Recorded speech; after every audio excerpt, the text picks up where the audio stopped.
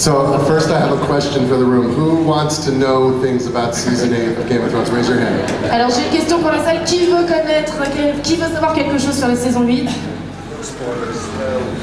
Me too. Moi aussi. We can't say anything about season 8. We don't know anything about season 8. And we're just excited to see it next year. And in the meantime, we have this, these amazing experiences for people to come visit while we wait to pass our time. But I would say, don't waste your time asking questions about season 8 because no one will give you any answers.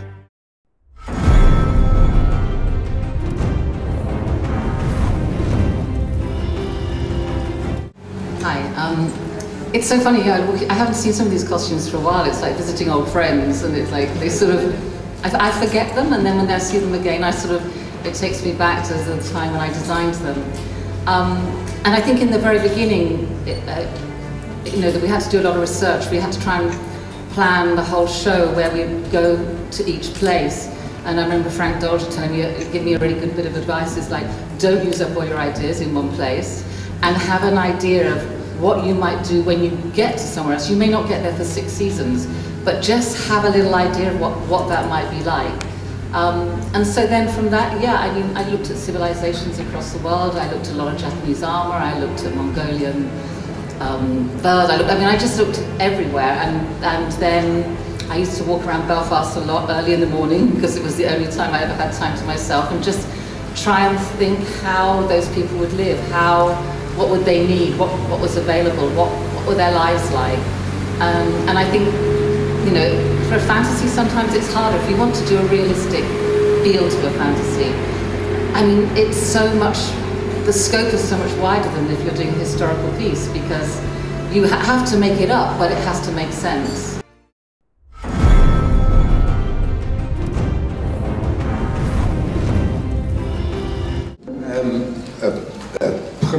Bonjour, pardonnez-moi pour mon français, c'est terrible, mais mon anglais c'est aussi terrible. I will speak in English.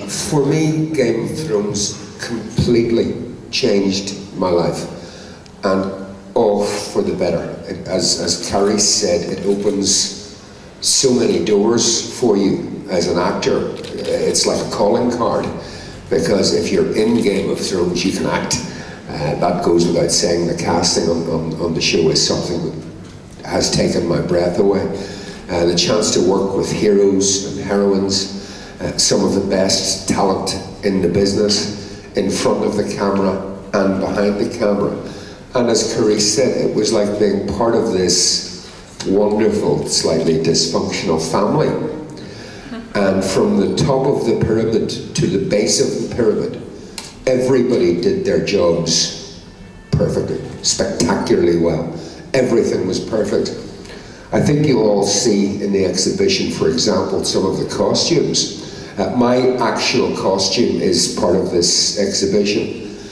And if you get close enough to see the detail, that is something that runs through the entire show.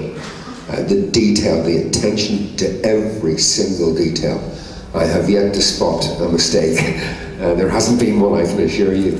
And it's just that level of perfection.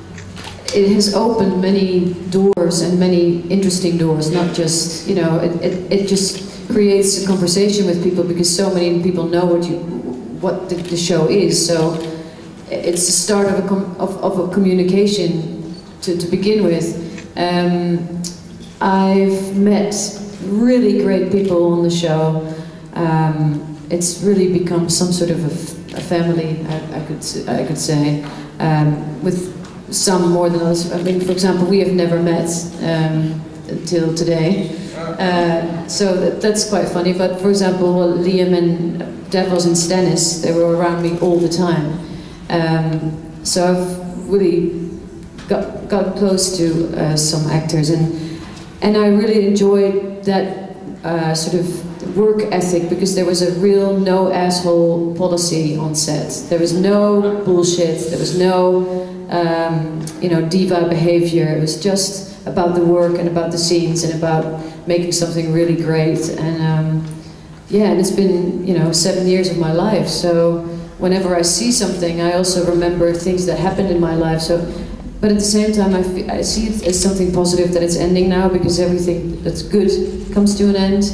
And I think it's good that we didn't drag this on for another 30 years, because then it would have been, you know, cheesy. It's been about half of my life ever. So I suppose the question is, how will my life change after Game of Thrones? But to echo what both Ian and Carice have said, it is.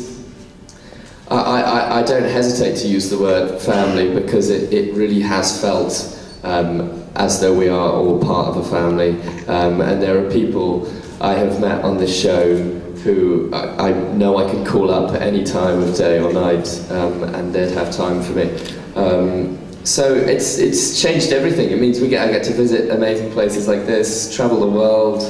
I mean, it's difficult to fault the experience. So yeah.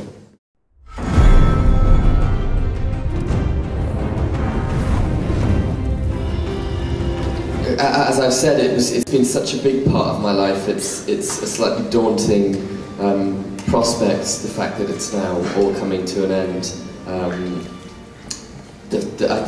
I don't think it will really register until all the press is done and all the premieres are finished, and then there's just this empty hole when we'd usually be waiting to get the phone call to come and do season 9 or whatever, and it won't be there.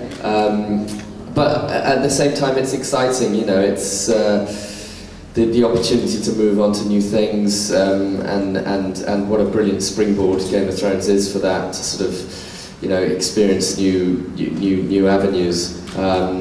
So yeah, I'm unsure how I feel yet. Ask me in a year.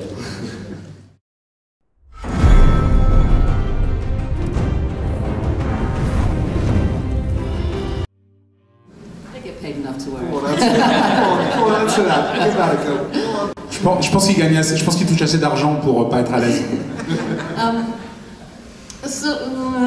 Not really. I mean, I like things to be pretty real.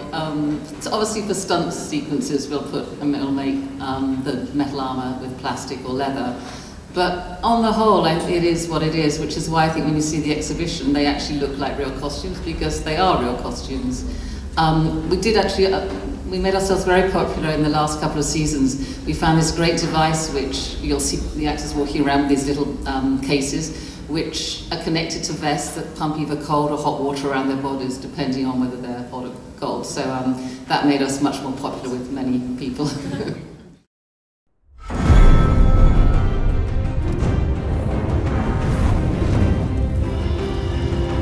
They have no taste, they have no style, and I don't want anything to do with them, thank you. Je leur disais de fiche le camp, ils n'ont pas de goût, ils sont absolument nuls, et non merci, hein, je veux pas de vous. I would say to anybody who hasn't seen the show, not to start watching it until around Christmas time. Because if you get into this show, and you will get into this show, because it's the best thing ever made on television, full stop. Then you won't have to wait a whole year for the last season, which is actually killing me right now. It's killing me to wait for the last season. So wait until Christmas before you start watching it, and then the last season will be there for you. To those people who are not fans of the show, I have no time for them whatsoever. Really.